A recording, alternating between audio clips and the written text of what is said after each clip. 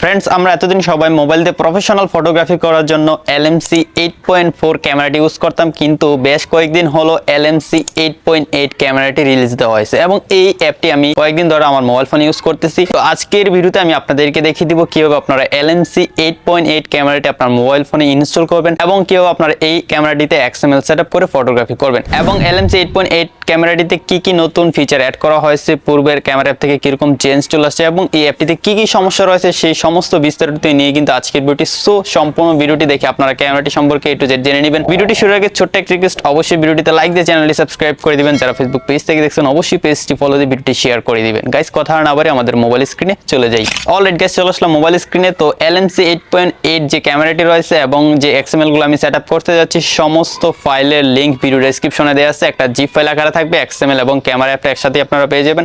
আর এই zip ফাইলটাতে password দেওয়া আছে। আপনাদেরকে আজকের ভিডিওটি সম্পূর্ণ দেখে 4 ডিজিটের একটি পাসওয়ার্ড সংগ্রহ করে এই জিপ ফাইলটি আনজিপ করতে হবে। তো এখন আমি আপনাদেরকে দেখিয়ে দেব কিভাবে জিপ ফাইলটি আনজিপ করে আপনারা ক্যামেরা অ্যাপটি ইনস্টল করে নেবেন।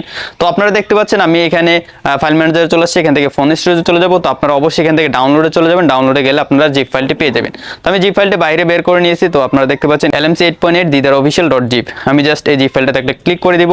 তারপর এখানে আমরা সবগুলো ফাইল পেয়ে যাচ্ছি। জাস্ট এখানে সবগুলো ফাইল অল সিলেক্ট করে দিব।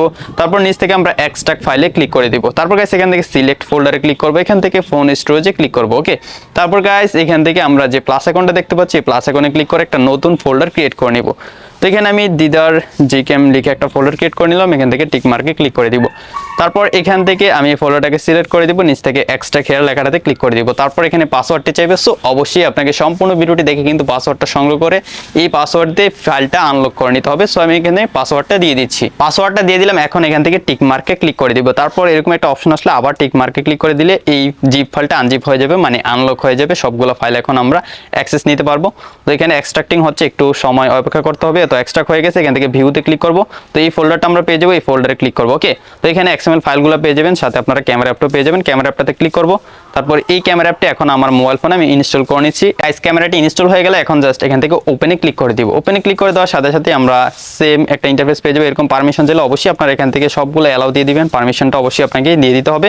তো এখান থেকে ডানে ক্লিক করে দিব। তো দেখতে পাচ্ছেন পূর্বের যে gcam গুলো রয়েছিল সেরকমই কিছুটা দেখতে এবং কিছু চেঞ্জ চলে আসছে। সেটা হচ্ছে আপনারা ভিডিও সেকশনে কিছু চেঞ্জ আসছে।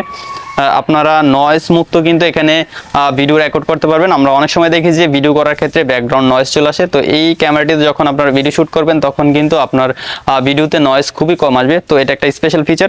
তো যাই হোক, এখন আমি আপনাদেরকে দেখাবো কীভাবে আপনারা এখানে XML গুলা সেট আপ করবেন। ওকে, XML গুলো সেট আপ করার আগে আপনাদেরকে একটা কাজ করে নিতে হবে। উপরে বাম পাশে একটা ক্যামেরা আইকন দেখতে পাচ্ছেন, এটাতে ক্লিক করবেন। এখান থেকে আপনারা মোড সেটিংসে ক্লিক করবেন। ওকে, মোড সেটিংসে ক্লিক করলে এই ক্যামেরার সেটিংস অপশনে চলে আসবে। এখান থেকে অ্যালাউতে ক্লিক করে দেবো। অবশ্যই এখান থেকে ব্যাক চলে আসবো। তো আমাদেরকে সেটিংসে নিয়ে আসলে এখান থেকে একটু নিচে আসবো। নিচে আসার পরে আমরা কনফিগ নামে একটা অপশন পেয়ে যাবো। এই কনফিগে ক্লিক করে দিব। তারপর এখান থেকে আমরা অবশ্যই সেভ সেটিংসে ক্লিক করব। তারপর এখানে দেখাবে যে কিছু একটা লিখে দেওয়ার জন্য। তো আপনি এখান থেকে যা ইচ্ছে তাই লিখে দিবেন। আমি হাই লিখে দিলাম, ওকেতে ক্লিক করব। তাহলে আমাদের একটি কনফিগ সেভ হয়ে যাবে। এখন গাইস আমি এখান থেকে মিনিমাইজ করে ফাইল ম্যানেজারে চলে যাব। ফাইল ম্যানেজারে যাওয়ার পর আমার যে XML ফাইলগুলো রয়েছে সেগুলো আমি সিলেক্ট করে দিব। তো এখান থেকে আমি সবগুলো ফাইল সিলেক্ট করে দিচ্ছি। ওকে গাইস, সবগুলো ফাইল সিলেক্ট করে নিচ থেকে কপিতে ক্লিক করব। চলে যাব ফোন স্টোরেজে। তারপর আমরা দেখতে পাবো যে আমাদের মোবাইল ফোনে LMC8.8 নামে একটি ফোল্ডার অটোমেটিকলি ক্রিয়েট হয়ে গেছে। সেই ফোল্ডারে চলে যাব। এখান থেকে XML এ ক্লিক করব।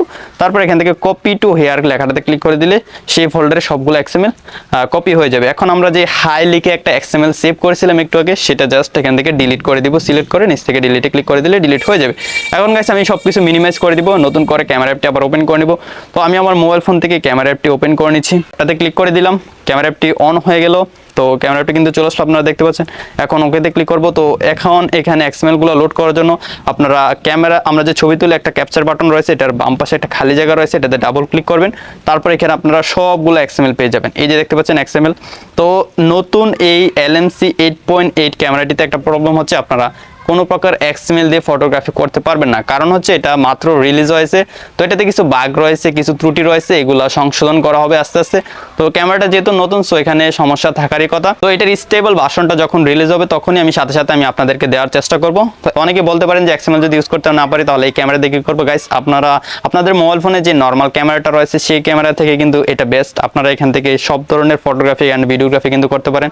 তো আমি চাইলে ভিডিওতে গিয়ে কিন্তু এখান থেকে স্লোমো করতে পারি। অনেকের মোবাইলে কিন্তু স্লোমো অপশন নেই।